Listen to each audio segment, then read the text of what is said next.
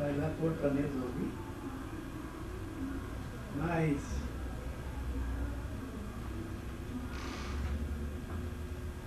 houve episódios aqui em Dourados muito interessantes.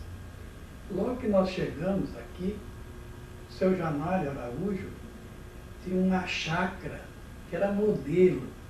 Ele era paulista, homem inteligente. Então ele tinha uma chácara onde depois foi o Matadouro de Dourados e hoje faz parte da Vila Cachoeirinha. Então nessa chácara ele conseguiu canalizar o córrego do Olho d'Água e fez um rego d'água volumoso que atravessava, saía no fundo assim da cozinha, passava pela cozinha e depois formava um lago, uma bacia grande. Muito bem. Então o seu Januário, todo domingo, a maioria do pessoal ia para lá. Levava às vezes o comer, se não levasse lá também não faltava. E a Sílvia e a Helena tocavam muito bem violão e o Jamil, então eles cantavam, e vinham os outros, né, os que sabiam também cantar, então a gente passava a tarde naquela alegria lá. Nessa ocasião aí, perto da Embrapa, era a fazenda dos Brum, e eles pegaram uma sucuri que tinha engolido uma vaca. Então o doutor Camilo, que era o médico aqui, um homem inteligente, um homem para frente, ele comprou deles a sucuri e arrumou um caixão daqueles que vinha automóvel, porque os automóveis antigamente vinham encaixotados. Então reforçou aquele caixão e colocou aquela sucuri e levaram lá, um caminhão lá para a fazenda, para a chácara do seu Januário. Então aquela sucuri ficava ali. Era uma coisa monstruosa, aquele monstro ouro de cobra. Pois bem, ela ficou ali um ano inteiro e punha galinha lá, punha porco, ela não comia nada. Quando a gente chegava lá perto, ela erguia a cabeça e odiava o caixão assim, pondo a língua para fora. E era o grande chamarisco lá para todo mundo, e domingo lá para a chácara, o seu Januário era para ver a tal sucuri. Ela ficou um ano e tanto e depois morreu. Tinha quase 15 metros, assim dizem, eu não pude avaliar, nunca vi isso. Mas tiraram o couro e o doutor Camilo levou, deu de presente para um general lá no Rio de Janeiro. E essa história dessa sucuri ficou famosa, né? E outra história triste mesmo, foi como assim, nós tínhamos uma casa de negócio, isso já em 1936, por aí. Então tinha um comprador de boiadeiro, comprador de bezerro, chamava-se José. Agora o nome dele praticamente eu não sei. Sei que ele confiava muito no papai, e quando ele chegava, ele andava a cavalo, tinha duas mulas, né? Levava uma de cabresto, né? Que era para quando uma cansasse, montava na outra.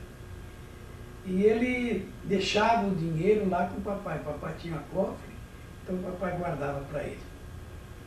E então, ele ia fazer as viagens, fazia como é que chama, a separação, tudo.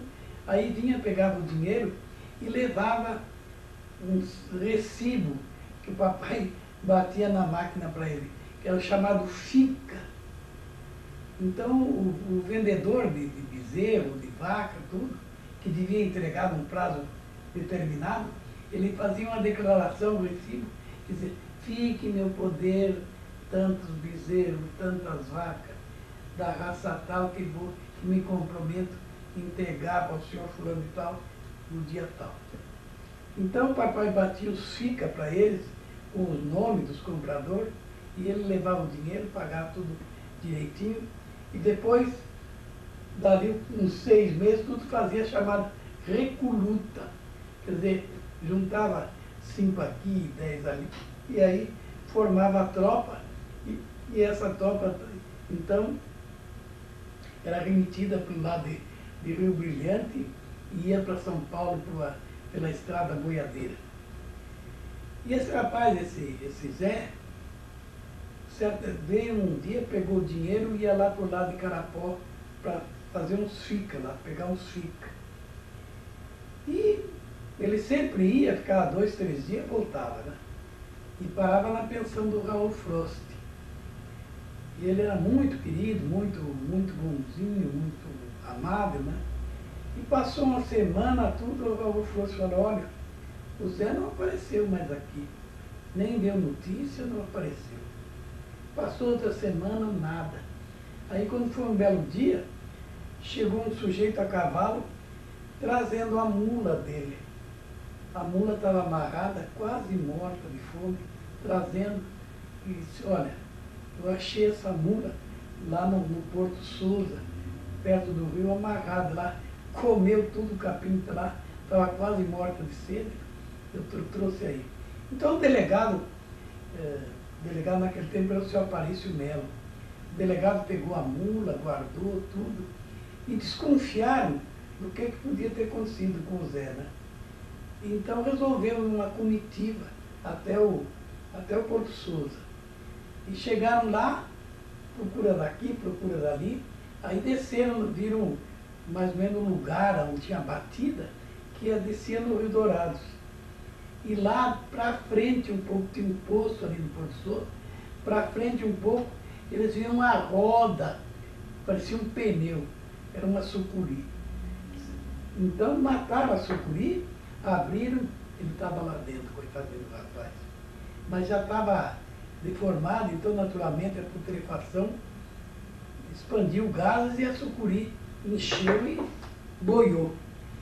Então, tiraram ele, estava com a guaiaca, com o dinheiro, com os ficas, tudo direitinho. Trouxeram aqui em Dourados, aí passaram um telegrama para a família deles, ele era de Uberaba. E veio então um irmão dele, sepultaram ele tudo, veio um irmão dele, e foi a cena mais triste que eu talvez vi na minha vida. Foi todo mundo no cemitério com ele. Quando ele chegou em frente ao túmulo do rapaz, ele se atirou em cima e chorava como um desesperado, dizendo que ele era o irmão que ele queria mais, aquela coisa triste. Bom, esse episódio ficou gravado na minha memória e hoje eu tenho pavor de cobra, que Deus me livre. O episódio do Zé foi um dos episódios mais tristes que eu vi na minha vida. Um outro caso que teve, meu pai estava medindo terra e chegando perto lá numa casa lá no Iguaçu, nós paramos lá e o papai pediu almoço, né? Então o homem simples mandou vir o almoço e a mulher não tinha um braço. Aí o papai, a gente viu aquilo, ficou quieto, não disse nada, né? Aí depois ele mesmo falou assim, olha, a minha velha perdeu um braço numa caçada de onça. A onça desceu da árvore e comeu o braço dela. Aí o papai perguntou, você matou a onça? Matei. Aí mostrou para o papai um couro com a cabeça e tudo da onça guardado no quarto dele. Foi essa bandida que tirou a mão do braço da minha velha. Bom, essas são as histórias que a gente via por aí. E também tinha uma outra passagem, também mais ou menos assim, de arrepiar os cabelos, foi na chácara do que era delegado aqui,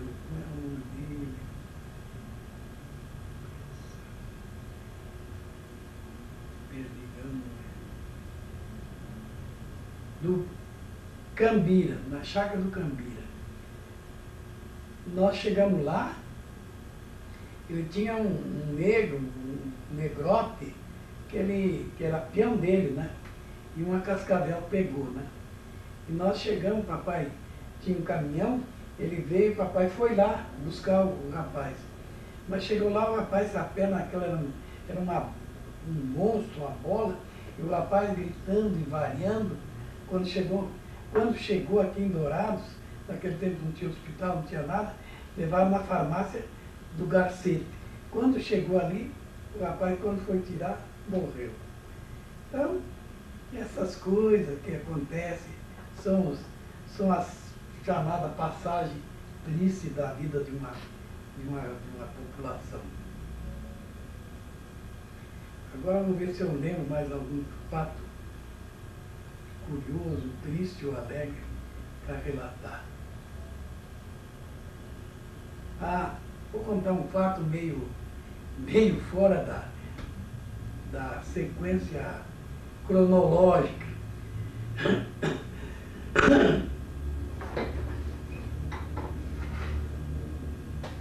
É do Carvalhinho, meu sogro. O Carvalhinho era prefeito de Dourados. E mão aberta que só ele, né? Então não cobrava imposto de ninguém, nem nada. Quando trazia dinheiro lá de Cuiabá, levava lá na Câmara e disse, olha, aqui o dinheiro que eu trouxe é isso, o que é que vamos fazer? Então os vereadores, junto com eles, olha, vamos fazer isso, vamos fazer aquilo, vamos fazer aquilo. Tudo bem. Aí depois lançaram candidatura, sucessor dele, o doutor Nelson. O doutor Nelson era dureza, pão duro que só ele. Um homem muito sério, muito direito, muito bom, mas muito pão duro. Então, era meio especialista em dizer não. Aí o seu Carvalho não sabia o que ia fazer para ganhar essa eleição. Então começou a distribuir sapato, isso, remédio, principalmente remédio. Então terminou as eleições, o rombo era uma coisa bárbara. E ele não queria, naturalmente, tirar dinheiro da prefeitura para pagar as contas, vendeu uma fazenda, Itaquiraí. Vendeu para o Totti Barbosa, para pagar a conta de política. E o Carvalhinho entrou na prefeitura, ele era homem bem de vida, tinha carro, tudo, saiu de lá pobre. Essa honra ele deixou para a filha dele, para os netos dele, para todo mundo que o conheceu. Um homem limpo, um homem honesto. Esses prefeitos do passado escreveram a história da honradez nas páginas douradas. Quem souber mesmo da história verdadeira vai ficar admirado de como eram esses homens. Ser candidato a prefeito, o ser prefeito para eles, não era uma ambição de poder, mas era uma vontade de servir a coletividade, fazer algo em benefício do lugar onde morava.